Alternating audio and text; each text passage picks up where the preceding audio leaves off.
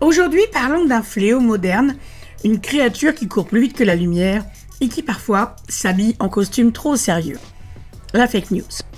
Ou si vous voulez, l'info bidon, le mensonge bien présenté, la rumeur qui se prend pour un titre de breaking news. La France ne s'est pas laissée faire, elle a même sorti une loi spécialement pour ça, celle du 22 décembre 2018, relative à la lutte contre la manipulation d'informations.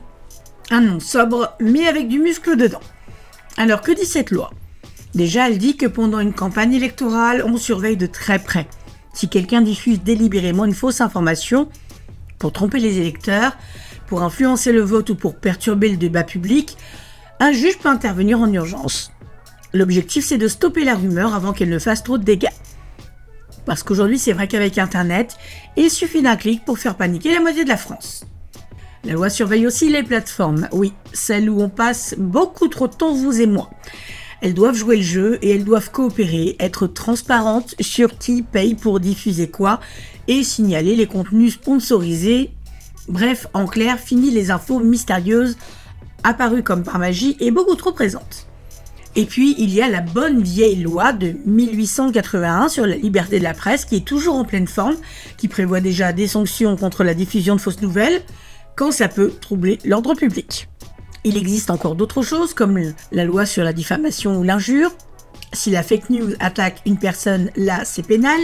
L'escroquerie, si l'intox vise à voler quelqu'un, ou la mise en danger de la vie d'autrui, si par exemple, en diffusant une fausse info médicale, on met des gens en danger.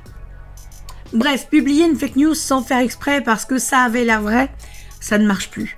La loi demande un minimum de vérification avant de cliquer sur partager.